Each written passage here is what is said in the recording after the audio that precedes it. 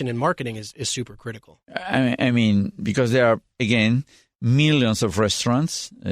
Correct. So how do I differentiate? How do I pinpoint the areas that are going to make my product different and appealing and get to that soul? Sure. Here's a mental exercise that I would advise anybody listening to do.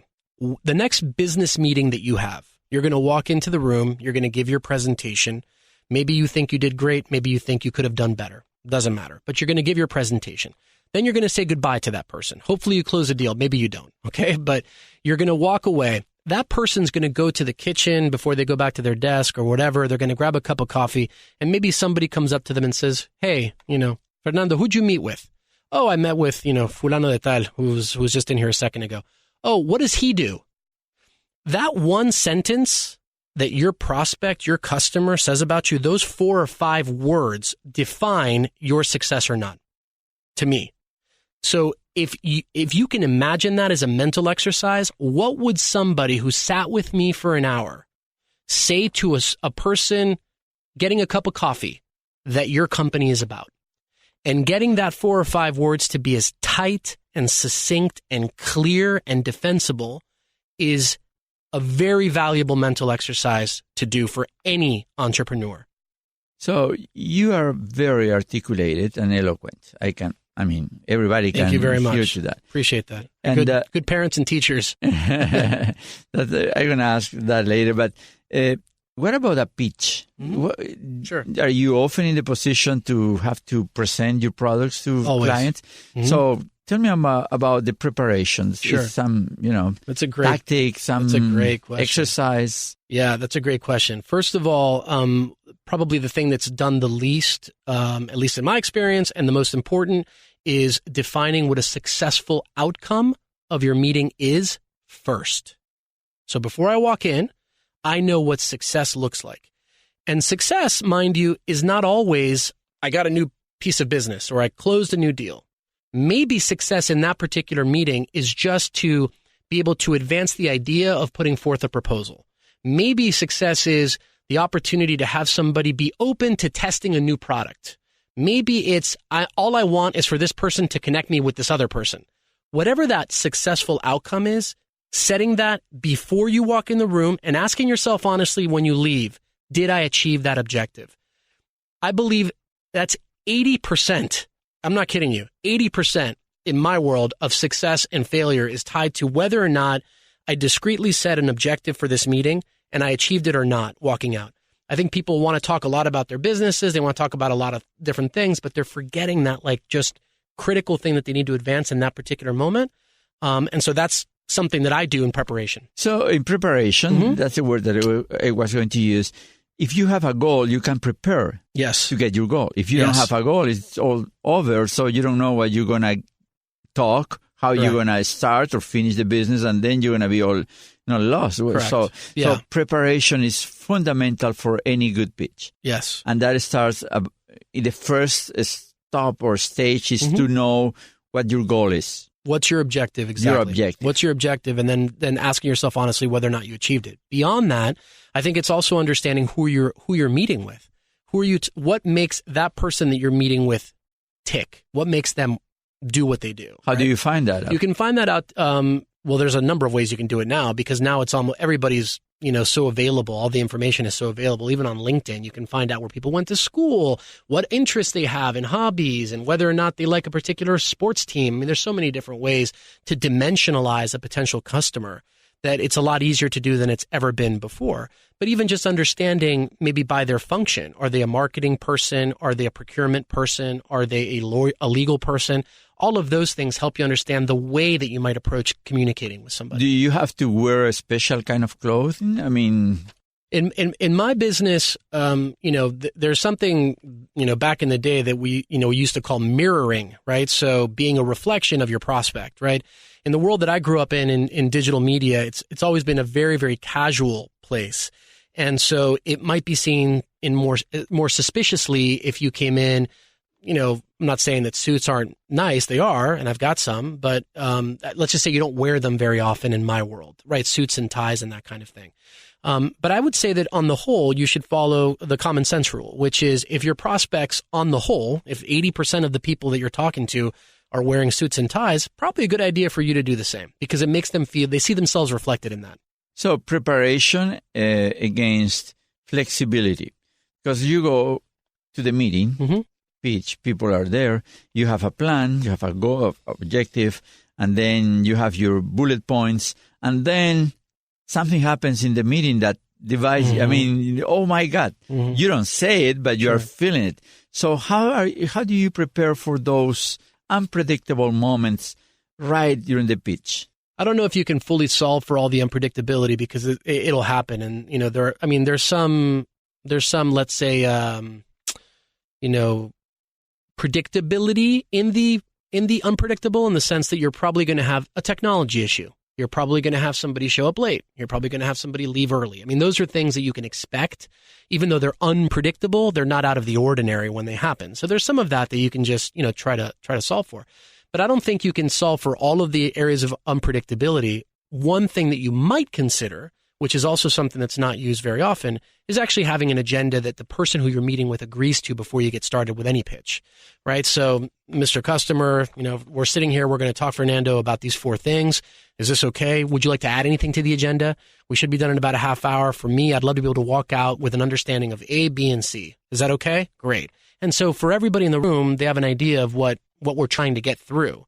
Those are things that, again, to my mind, don't happen as often as they should in these kind of pitch settings. So what's more important, preparation or attitude? Let me qualify that. Let's say I go to my pitch. I know a lot about my product, but my attitude is kind of, you know, tough. I'm jerk. I'm not jerk, but, you know, I'm very serious and unapproachable.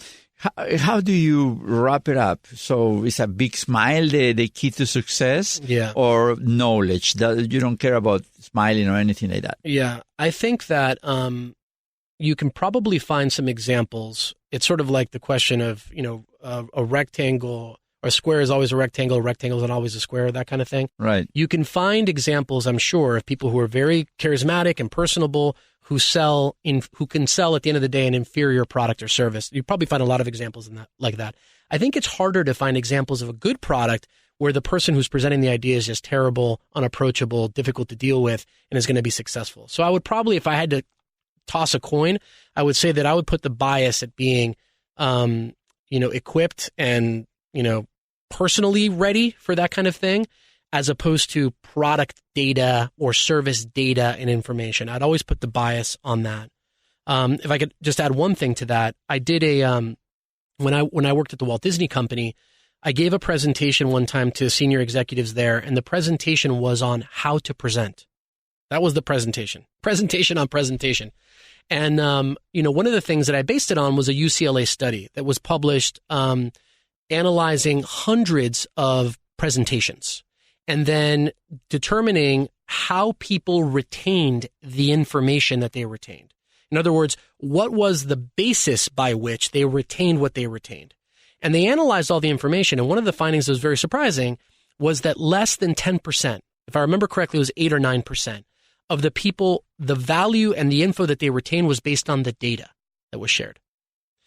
The vast majority, what they got from the presentation was based on what they saw visually and how they heard the person's presentation style, their ability to carry on the presentation, their cadence, their ability to stop when somebody's going to start to ask a question and not talk over them. All of those things were more important in ultimately conveying the information than in the data itself. So I found that very, very interesting. Absolutely, because at the end, like in social media, digital platforms, the human factor is, I mean, the base or the corner of interaction, communication. I mean, I've been in both sides of the pitch, behind the desk and in front of the desk, and the pitches that I remember the most are the ones that the person that was trying to convey it or sell the product was nice, was approachable, was human. Mm-hmm. So in the back of my head, I said, okay, if I'm going to be working with this guy, the product could be good. But if this guy is not the person that I'm expecting or I like, mm-hmm. you know what? I don't care about your product, Yeah. So same reaction. I think that there's, again, these older truisms that are true, which is that people generally buy from people that they like. That's definitely a truism that has stood the test of time in my experience. I do believe, I do it personally because I buy a lot of things, and it's a better experience if you can have some kind of connection with the person across from you, and if you believe that they have your best in mind. I think that's also very important. People can tell when you're just trying to get through your slides or whatever that is. Yeah, and it happens in all levels, from mm-hmm. multi-million dollar companies to small mm-hmm. startups. Mm-hmm. So now changing the subject a little bit. Mm-hmm. Who is the person or figure beyond your family or relatives, of course, that you admire the most in the world at this point? Wow. Person that I admire the most beyond my family. That's a great question. I admire a lot of people. Probably, somebody in the church, maybe like Pope Francis, or somebody in that category. I'd have to give that one some thought. My family is immediately where I go to because of how influential they've been to me. But I think living right now and sort of the impact that they're having, it would be. He certainly comes to mind. Pope Francis is an example. If you get the opportunity to be in front of him, sure. What could you ask him? You have one chance, one question. One chance, one question. I would probably ask him, because I'm a person of faith, I would ask him, what are ways that we might be able to be more effective in evangelizing young people, as an example? What are strategies that he might recommend, or what word of wisdom might he give? That's very related to marketing, actually. It very much is. Absolutely. He might have the same question for me. I have no idea. Man, I was looking for someone like you. Yeah. Please come here. Yeah, please come help. We have problems we need to solve. Yeah. I just thought about this question. Sure. How important is God in business? Well, if you believe, of course. Of course. Well, if you believe in God, then God is the most important thing in everything, business included. Because, he is the source of existence itself, and he makes everything possible, and from the mundane to the most extraordinary. So, if you're a believer, then I would think that it becomes a big and important part of even in a way, your prayer life, right? So there's a Spanish priest who has since passed away, but who was canonized by the church, called Jose Maria Escrivá. Mm-hmm. He was the founder of Opus Dei, a religious mm-hmm. community.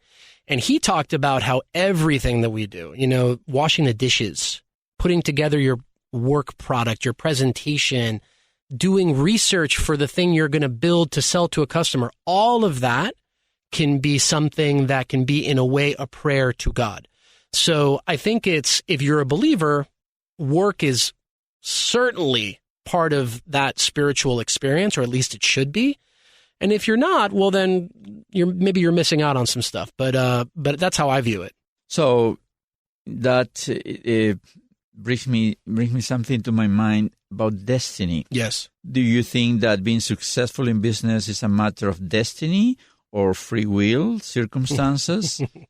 Well, I definitely believe in free will. So, I believe that we make choices, and that, choices have consequences and opportunities. And I do believe, because we are talking about God, on the subject of God, that God allows for certain things to happen where they may not seem obviously advantageous to you, but that over time are part of what your journey is about. So I do believe that we make choices and we pick things that have implications to them, and that's part of the process of living, is wrestling through those implications and understanding what's in it for you. So do you think that the Chick-fil-A, they close on Sundays? They do. Mm-hmm. Is that a good strategy marketing-wise, or is more like a faith-based? It would be a terrible strategy if it wasn't real, but it is. So it's authentic, so it works.